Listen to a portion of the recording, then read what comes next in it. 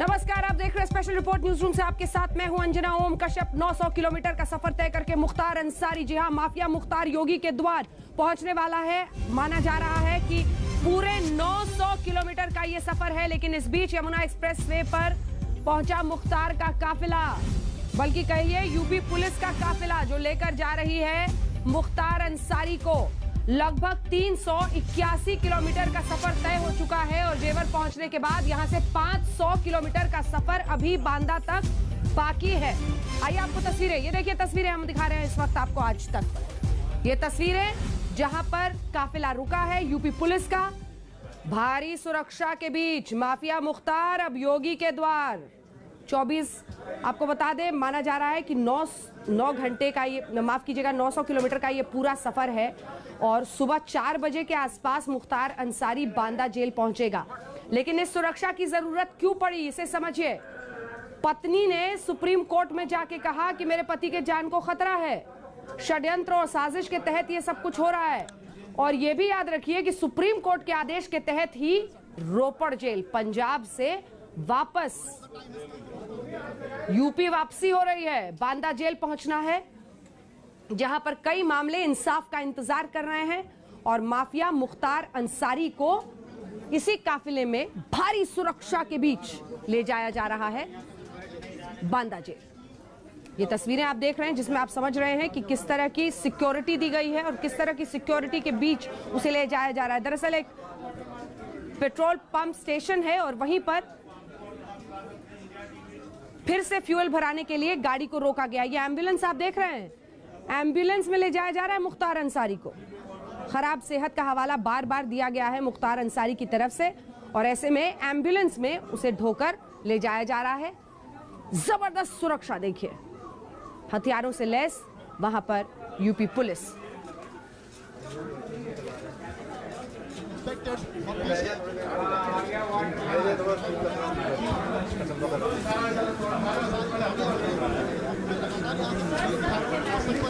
तो आपको बता दें, यमुना एक्सप्रेसवे पर यह काफिला पहुंचा है, जिसमें यूपी पुलिस लेकर जा रही है मुख्तार अंसारी को। न सिर्फ एम्बुलेंस जिसमें वो ले जाया जा रहा है, इसके साथ वज्रवाहन यूपी पुलिस का, वरिष्ठ अधिकारी, पीएससी की एक वहां पर टुकड़ी, तमाम आप दिख रहे हैं आपको कांस्टेबल्स। और देखिए इसी एम्बुलेंस में मुख्तार अंसारी भारी सुरक्षा के बीच ले जाया जा रहा है। चारों तरफ से शीशे पर कवर लगा दिया गया है और मीडिया को हटाते हुए एम्बुलेंस को आगे फिर निकाल दिया गया है ट्रैफिक के बीच में।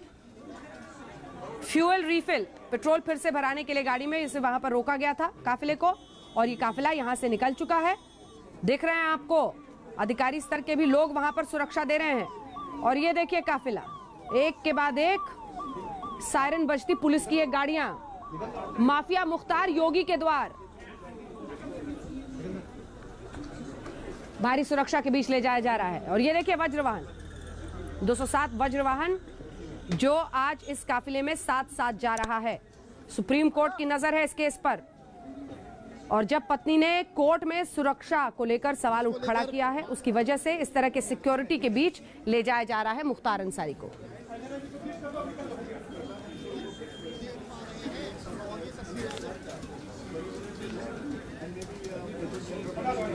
तो मुख्तार अंसारी के बारे में आज दिन भर खबरें आपने देखी होंगी, सोशल मीडिया पर पढ़ी होंगी। कई लोग कह रहे थे कि क्या एनकाउंटर का खतरा है, परिवार बार बार कह रहा है विकास दुबे के मामले को कोर्ट किया जा रहा है, लेकिन इन सब के बीच भारी सुरक्षा के बीच सुप्रीम कोर्ट के आदेश के तहत 900 किलोमीटर का सफर है, 381 पूरा हुआ, अभी 500 बाकी है। मुख्तार अंसारी, पहचान डॉन, उम्र 57 साल, जुर्म दर्जनों संगीन केस। यही बायोडेटा है उत्तर प्रदेश के डॉन मुख्तार अंसारी का, जिसने एक हाथ में अपने गैंग की लगाम थाम रखी है तो दूसरे हाथ में सियासत की रसूख और वर्चस्व ऐसी कि तारीखों के साथ सरकारें बदलती रहीं, लेकिन इस माफिया की सल्तनत का दायरा बढ़ता गया। 15 सालों से डॉन जेल में है, लेकिन मुख्तार अंसारी के लिए जेल का मतलब क्या है, उत्तर प्रदेश के पूर्व डीजीपी ब्रिजलाल से सुनिए। उस समय का आलम ये था जब ये गाजीपुर जेल में आया और गाजीपुर जेल का जो बैरक नंबर 10 था, इसको इसने पार्टीशन करके एक पोर्शन को अपना डीलक्स सूट बना लिया और वहाँ पर इसके लिए मछली का तालाब खोदा गया जेल के अंदर, जेल के भीतर। जी हाँ। और उस समय के डीएम जो थे वो जाते थे जेल में मुख्तार के साथ बैडमिंटन खेलते थे। किस साल की बात है?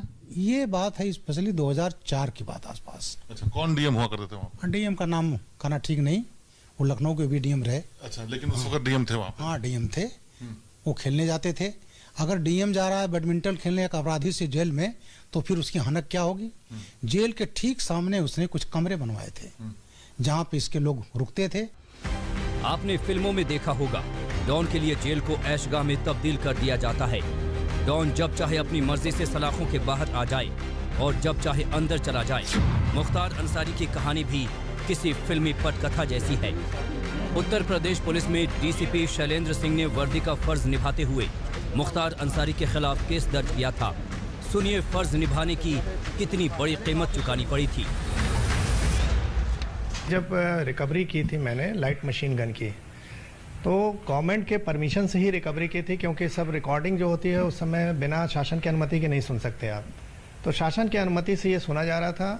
और उसके बाद जब रिकवरी हुई तो सबने मुझे बधाई दी, लेकिन पोटा एग्जिस्ट करता था। तो शाम को जब इन लोगों को पता चला, सरकार को और शासन में बैठे लोगों को, कि पोटा लग गया है और पोटा लगने में जो बात करता है वो भी दोषी हो जाता है, तो मुख्तार इस दोषी हो जा रहे थे। तो तत्काल ये फिर बात हुई कि इसको आप वापस लीजिए केस को। तो हमने कहा सर FIR दर्ज हो गई, वापस कोई कैसे ले सकता है? तो फिर बात करके वापस फिर लोग कहे कि नहीं ठीक है आप नहीं ले सकते हैं, लेकिन अब इसका नाम मत लीजिए आप। तो हमने कहा साहब मैं वादी बन के उसका नाम लिखाया हूँ, FIR में दर्ज है, अब मैं अपने ही बयान से पलट जाऊँगा, तो ये संभव नहीं है। तो उसके बाद फिर तमाम बातें हुई। STF का है वहाँ क्लोज कर दिया गया, मुझे बना यहाँ लखनऊ बुला लिया गया। तमाम तरह से प्रताड़ित करने लगे लोग, अधिकारी भी कहने लगे आपसे बहुत नाराज़ हैं। मुलायम सिंह मुख्यमंत्री थे। सरकार, सिस्टम, कानून, पुलिस, एक जमाने में सब कुछ मुख्तार अंसारी के दरबार में सलामी ठोकती थी। मुख्तार ने जहां जरूरत पड़ी वहां बंदूक का इस्तेमाल किया और जहां जरूरत पड़ी सियासी रसूख का। मुख्तार की राह में जो भी आया उसे या तो रास्ता छोड़ना पड़ा या फिर वो जिंदा नहीं बचा। वर्चस्व की लड़ाई में उत्तर प्रदेश के सबसे हाई प्रोफाइल मर्डर का मास्टरमाइंड मुख्तार को बताया जाता है।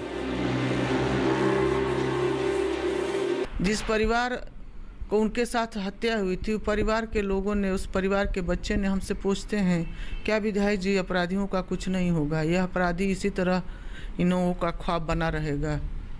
तो मैं कहती हूँ कि नहीं, आप लोग, हमारी सरकार है, देख रहे हो हमारी सरकार जब से बनी है, योगी जी जब में मुख्यमंत्री बने हैं, कुछ अपराधी जेल में है, कुछ अपराधी प्रदेश छोड़ कर के बाहर चले गए हैं, न्याय मिलेगा। उन लोगों को मैं तसल्ली देती हूँ। जिस मुख्तार अंसारी पर दर्जनों हत्या, लूट, रंगदारी, अपहरण, दंगा करने में केस दर्ज थे, वही मुख्तार अंसारी खादी पहनकर उत्तर प्रदेश के सियासी रहनुमाओं की आंखों का तारा बन गया था। मुलायम से लेकर मायावती के राज में मुख्तार अंसारी की तूती बोलती थी, लेकिन मुख्तार अंसारी के सितारे 2017 से गर्दिश में आ गए। आज जिस मुख्तार अंसारी को आप एम्बुलेंस में देख रहे हैं, एक जमाने में मुख्तार के शिकार ऐसे ही एम्बुलेंस से अस्पताल या फिर शमशान पहुंचाए जाते थे। मऊ में मुख्तार अंसारी की छवि के भी दो पहलू हैं। यह सुप्रीम कोर्ट का आदेश है जिसके तहत उनको जो है मुख्तार अंसारी को जो है उत्तर प्रदेश में लाया जा रहा है। सर्वाधिक आपराधिक मुकदमे मुख्तार अंसारी पर जो है उत्तर प्रदेश में ही दर्ज हैं और वो मऊ सदर से, इसी मऊ सदर से हमारे जनप्रतिनिधि हैं। हम चाहते हैं कि जो अदालत का फैसला है कि यूपी लाना है तो आना चाहिए, लेकिन सेफ्टी के साथ आना चाहिए और आने में कोई दिक्कत नहीं। मुख्तार अंसारी के खिलाफ अगर सुप्रीम कोर्ट ने जो आदेश किया है, फैसला दिया है, सर्वप्रथम है।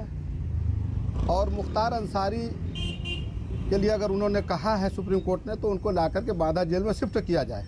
मैं एक नागरिक की हैसियत से मांग करता हूं कि ऐसे अपराधी जो हमारी माताओं बहनों, मैं बता दूं आपको मित्रों कि मुख्तार अंसारी इस मानव जात के लिए एक कलंक है, क्योंकि वह जो है मऊ जनपद में जिस दिन कदम रखा, 22 साल से 30 साल के लड़कों को अपने अपराध में जोड़ा और उनको ठेका दिया। डूडा पे, मछली मंडी में, कोयला खदान में, तमाम विभागों पर उनको ठेका दिलाकर असलाह दिलाया, अपराध कराया, उनकी हत्या कराया, कई 100 हत्याएं कराया।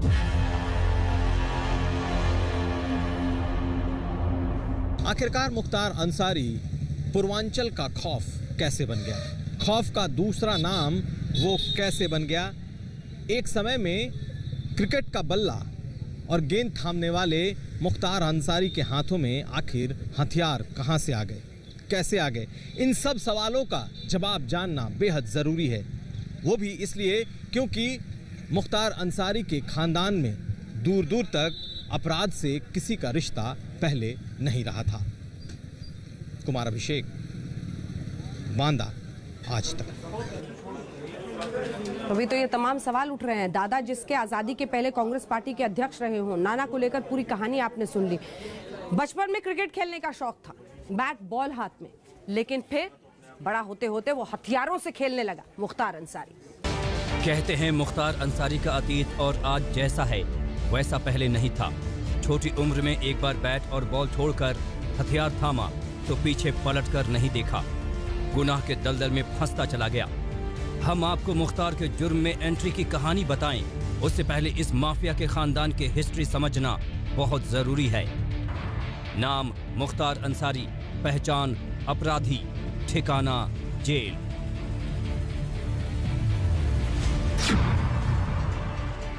नाम डॉक्टर मुख्तार अहमद अंसारी, पहचान 1926 से 1927 में कांग्रेस राष्ट्रीय अध्यक्ष, काम स्वतंत्रता संग्राम सेनानी।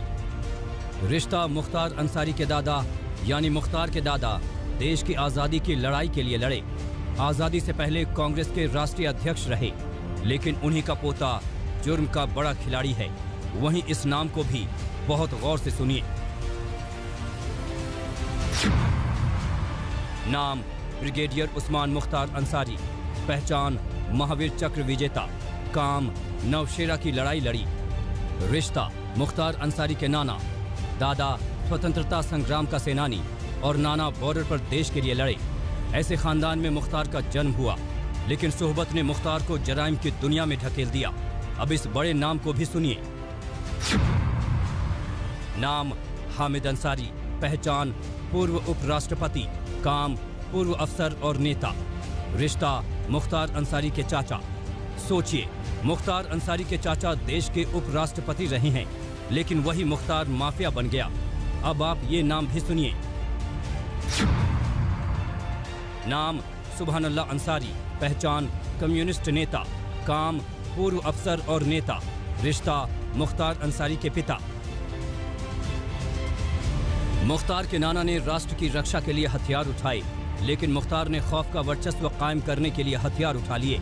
मुख्तार के वर्चस्व का अंदाजा इसी बात से लगाया जा सकता है कि पिछले 15 सालों से ज्यादा समय से जेल की सलाखों के पीछे रहने के बाद भी 1996 से चुनाव जीतता आ रहा है। पहले बार मुख्तार अंसारी के बड़े भाई अफजाल अंसारी ने विधानसभा का चुनाव लड़ा, जिसमें चेहरा तो अफजाल का था, लेकिन खौफ काम कर रहा था मुख्तार अंसारी का।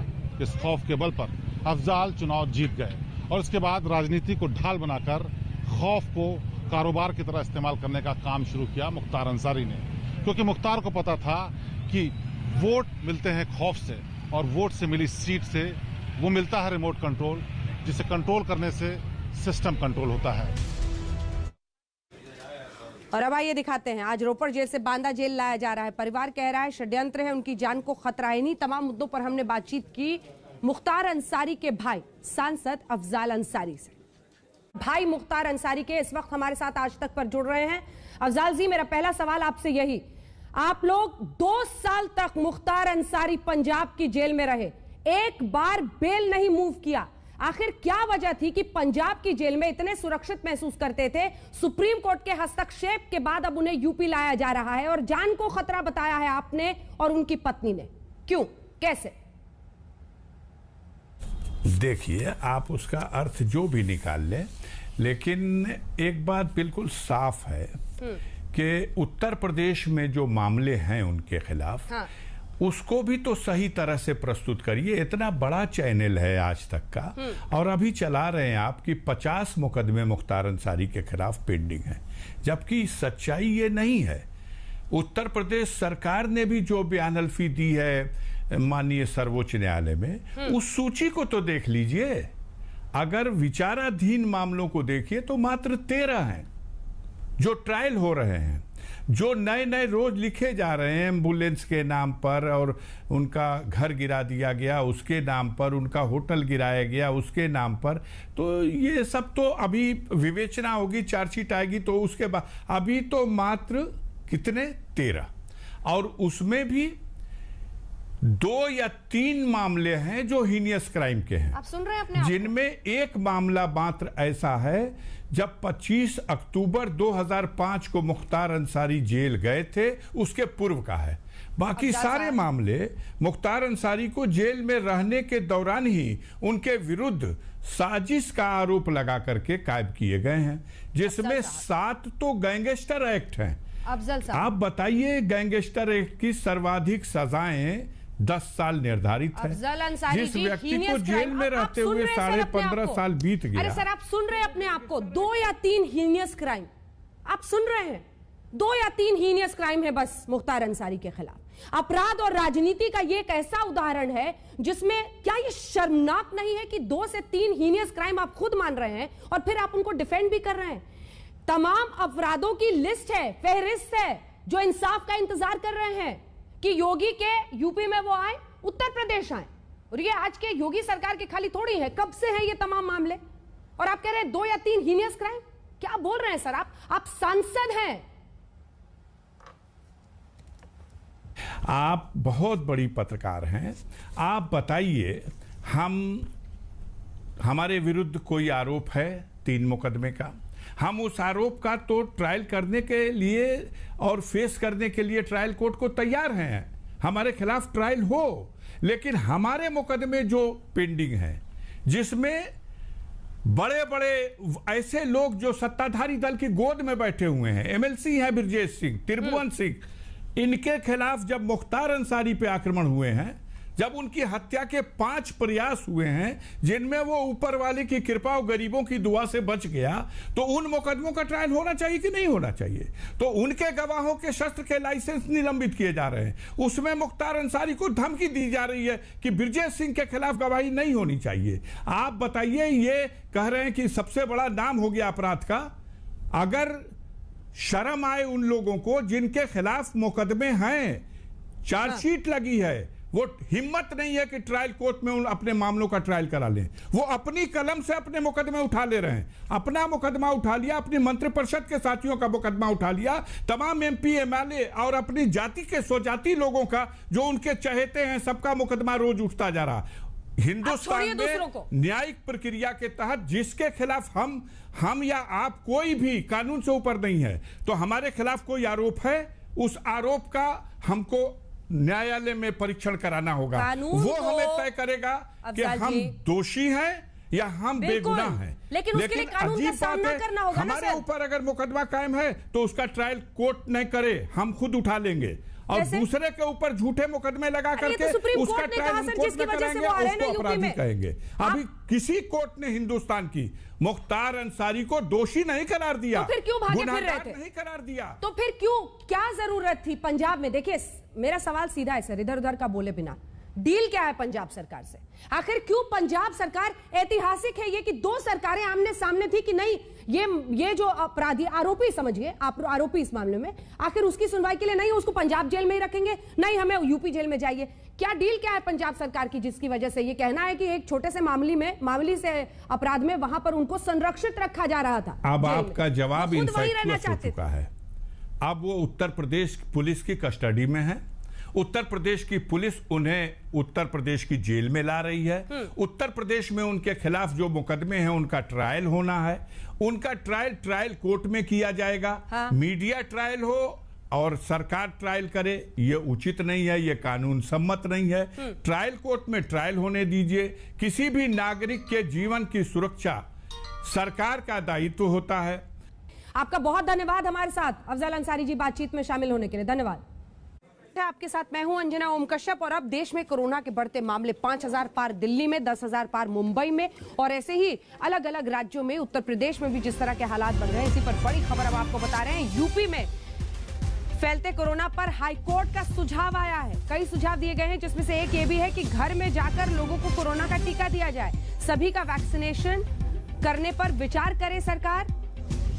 घरों में जाकर अगर जरूरत हो तो घरों पर वैक्सीनेशन देने पर भी सरकार विचार करे। ये तमाम सुझाव इलाहाबाद हाईकोर्ट की तरफ से दिए गए हैं। हाईकोर्ट ने कहा है नाइट कर्फ्यू पर सोचे सरकार। जिस तरह से राजधानी दिल्ली में आज से ही रात 10 बजे के बाद से नाइट कर्फ्यू है, 10 से सुबह 5 बजे तक। पुणे कई जगहों पर ये नाइट कर्फ्यू का सहारा लिया गया है। यूपी में फैलते कोरोना पर हाईकोर्ट का ये सुझाव। देश में लगातार कोरोना के बढ़ते मामलों के बीच दिल्ली का जिक्र पहले किया। आइए आपको बताते हैं, दिल्ली में पिछले 3-4 दिन से 3000 के पार मामले आ रहे थे, आज 5000 के पार। हालात ठीक वैसे हो रहे हैं जैसे पहली लहर में थे। एहतियाती कदम उठाया है सरकार ने, सख्ती दिखाई है। अब आज रात 10 बजे से सुबह 5 बजे तक नाइट कर्फ्यू और ये 30 अप्रैल तक जारी रहेगा। कोरोना दिन दुना रात चौगुना स्पीड से बढ़ेगा, किसी ने सोचा भी नहीं होगा। और आज देश में कोरोना का इतना भयंकर विस्फोट होगा। कोरोना ने समूचे देश को खौफ में डाल दिया है। दूसरी लहर का तांडव ऐसा है कि पहली लहर भी पीछे छूट गई है। कोरोना संक्रमण ने देश के कई राज्यों में ऐसी रफ्तार पकड़ी है कि समझ में नहीं आ रहा है कि करें तो क्या करें। आज सबसे पहले बात दिल्ली की करते हैं, क्योंकि यहाँ कोरोना नहीं संभला तो नौबत लॉकडाउन की तरफ बढ़ रही है। जी हाँ, दिल्ली में आज से नाइट कर्फ्यू लगा दिया गया है। दिल्ली में आज से कोरोना के चलते नाइट कर्फ्यू। रात 10 बजे से सुबह 5 बजे तक लगेगा नाइट कर्फ्यू। दिल्ली में कोरोना का पॉजिटिविटी रेट 5% से ज्यादा। दिल्ली में पिछले 4 दिन से रोजाना 3500 से ज्यादा केस। दिल्ली के अस्पतालों में आईसीयू और वेंटिलेटर की दिक्कत शुरू हो गई। दिल्ली में कोविड-19 टेस्ट का पॉजिटिविटी रेट सोमवार को 5% से ज्यादा हो गया। सिर्फ 15 दिन के भीतर पॉजिटिविटी रेट 1.07% से बढ़कर 5.54% हो गया है।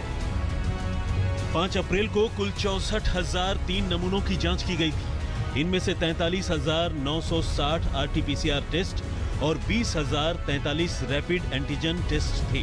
कुल नमूनों में से 3,548 पॉजिटिव निकले हैं। एक्सपर्ट कह रहे हैं कि कोरोना टेस्ट का पॉजिटिविटी रेट 5% से ऊपर जाना ये बता रहा है कि संक्रमण कंट्रोल नहीं हो पा रहा है। दिल्ली में कोरोना की यह चौथी लहर है। इस लहर में कोरोना संक्रमण उतना ही घातक है जितना पहले था। खास तौर से बुजुर्गों और पुरानी बीमारी वालों के लिए यह लहर ज्यादा घातक साबित हो रही है। 20 मार्च को दिल्ली में कोरोना पॉजिटिविटी रेट 1.07% था। कोरोना के केस 813 थे और 2 लोगों की मौत हुई थी। 25 मार्च को दिल्ली में कोरोना पॉजिटिविटी रेट 1.69% हो गया। कोरोना केस 1515 हो गए और कोरोना से 5 लोगों की मौत हुई। 1 अप्रैल को दिल्ली में कोरोना पॉजिटिविटी रेट 3.57% हो गया। कोरोना केस 2790 हो गए और कोरोना से 9 लोगों की मौत हुई। 2 अप्रैल को कोरोना पॉजिटिविटी रेट बढ़कर 4.11% हो गया। कोरोना केस 3,594 और 14 लोगों की मौत हो गई। 3 अप्रैल को कोरोना पॉजिटिविटी रेट बढ़कर 4.48% हो गया और कोरोना केस 3,567 और 16 लोगों की मौत हो गई। 4 अप्रैल को कोरोना पॉजिटिविटी रेट बढ़कर 4.64% हो गया और कोरोना केस 4,033 और 21 लोगों की मौत हो गई। 5 अप्रैल को पॉजिटिविटी रेट बढ़कर 5.54% हो गया। कोरोना केस 3,548 और 10 लोगों की मौत हो गई। दिल्ली में फैलते कोरोना ने केजरीवाल सरकार के भी होश उड़ा दिए। पिछले 5 दिन के भीतर दिल्ली में कोविड से 64 मरीजों की मौत हुई है। इनमें सोमवार को हुई 15 मौतें भी शामिल हैं। दिल्ली में कोरोना की ये लहर पहली लहर से बहुत ज्यादा तेज है। दिल्ली में लगातार चौथे दिन 3,500 से अधिक नए मामले दर्ज किए गए हैं और अब केजरीवाल सरकार ने दिल्ली में रात 10 बजे से सुबह 5 बजे तक नाइट कर्फ्यू का फैसला लिया है और ये नाइट कर्फ्यू 30 अप्रैल तक जारी रहेगा। दिल्ली सरकार ने बहुत सोच समझ के नाइट कर्फ्यू लगाया रात्रि 10 बजे से लेकर सुबह 5 बजे, ताकि अननेसेसरी लोग भीड़ों में ना घूमें। बहुत भारी रेस्टोरेंट्स के अंदर जो रश हो जाता है वो ना हो। लोग घरों में रह के शुद्ध खाना खाएं और कोरोना से बचाव रखें। दिल्ली अब टॉप 3 स्टेट्स के अंदर आ गई है। महाराष्ट्र के बाद आप देखेंगे तो दिल्ली के अंदर लगभग 4,000 केस रोज आ रहे हैं। तो केजरीवाल सरकार या आम आदमी पार्टी की दिल्ली में सरकार जो भी कदम उठाएगी मैं उनके साथ हूँ, पर ये जो नाइट कर्फ्यू है ये उनके मुंह में जीरे के समान है, जैसे कि सिर्फ ये दिखाना हो कि सरकार कुछ ना कुछ कर रही है। लेकिन दिल्ली में लगे नाइट कर्फ्यू को लेकर सोशल मीडिया पर लोग तरह तरह के सवाल उठा रहे हैं और हैशटैग नाइट कर्फ्यू ट्रेंड भी कर रहा है। बहुत से लोगों ने पूछा है कि कोरोना शहंशाह है जो रात में ही निकलता है। दिल्ली में नाइट कर्फ्यू को लेकर जो गाइडलाइंस है वो भी आप देख लीजिए। इस दौरान ट्रैफिक मूवमेंट पर कोई रोक नहीं लगेगी। दिल्ली में 24 घंटे वैक्सीन लगाई जा रही है। इस दौरान जो वैक्सीन लगवाना चाहते हैं उनको छूट होगी, लेकिन ई पास लेना होगा। राशन, किराना, फल, सब्जी, दूध, दवा से जुड़े दुकानदारों को ई पास के जरिए मूवमेंट की छूट होगी। लॉकडाउन लगाने से लगातार इंकार कर रही दिल्ली सरकार ने तत्काल प्रभाव से नाइट कर्फ्यू लागू करके इस बात के संकेत दे दिए हैं कि देश की राजधानी में कोरोना से हालात बेहद गंभीर हो गए हैं। लेकिन दिन की बात करें तो कई ऐसे बड़े इलाके हैं जहां पर भीड़ काफी ज्यादा होती है और यहां कोरोना नियमों का पालन बिल्कुल भी नहीं होता है। तो ऐसे में ज्यादा से ज्यादा सख्ती करने की भी जरूरत है। नाइट कर्फ्यू सिर्फ दिल्ली में ही नहीं लगा है, बल्कि दिल्ली समेत 6 राज्यों में नाइट कर्फ्यू लगाया गया है। दिल्ली में नाइट कर्फ्यू रात 10 बजे से सुबह 5 बजे तक। महाराष्ट्र में नाइट कर्फ्यू रात 8 बजे से सुबह 7 बजे तक।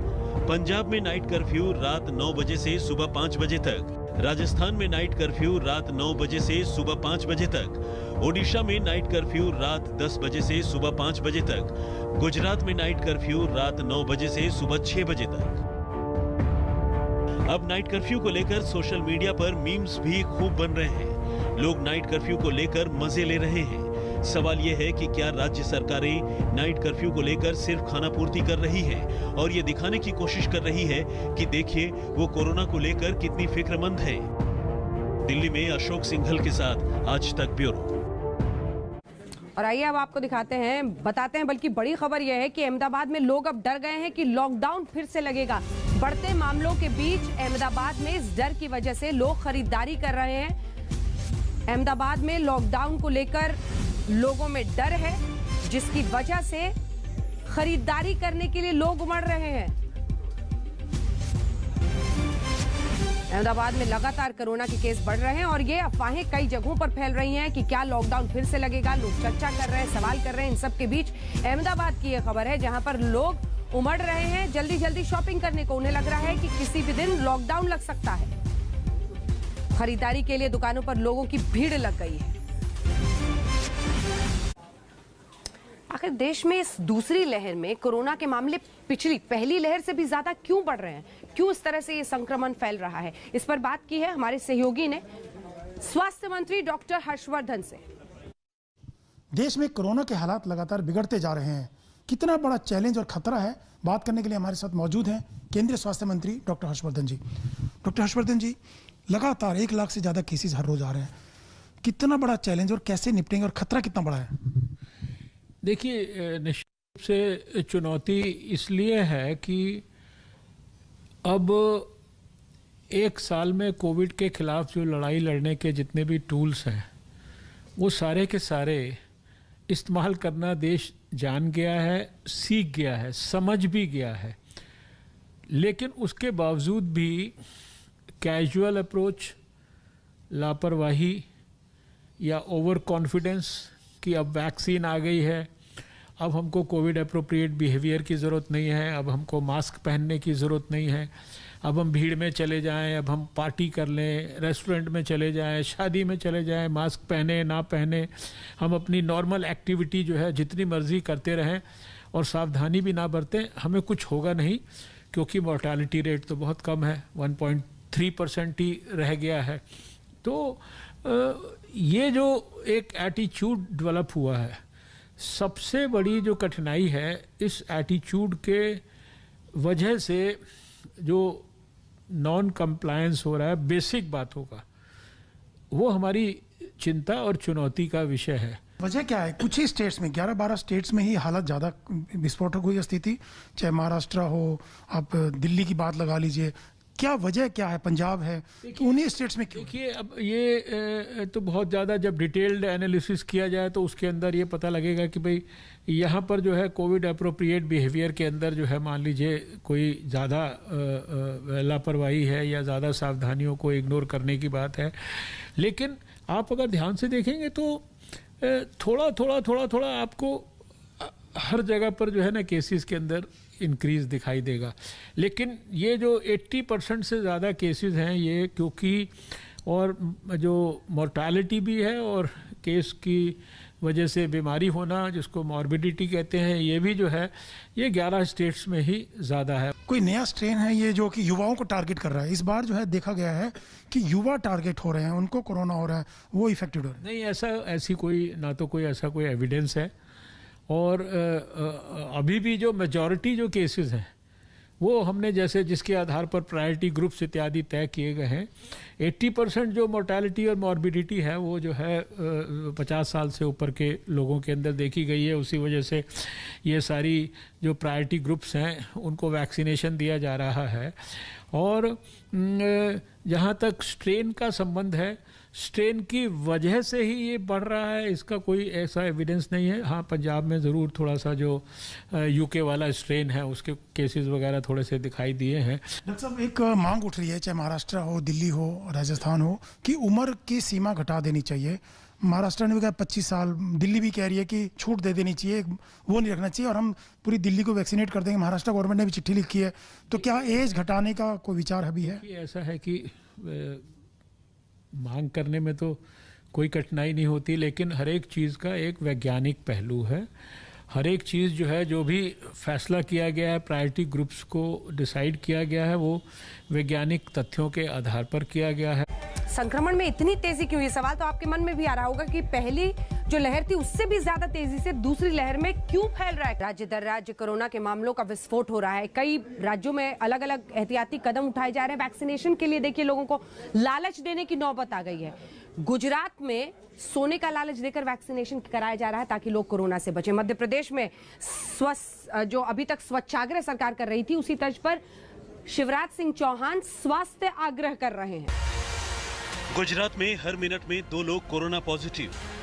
गुजरात में हाईकोर्ट ने कही वीकेंड में कर्फ्यू की बात। इंदौर में मास्क न पहनने वाले 250 से ज्यादा लोगों को जेल। नोएडा में 1 से ज्यादा संक्रमित पर पूरी बिल्डिंग सील। बिहार में कोरोना की स्थिति को लेकर समीक्षा बैठक।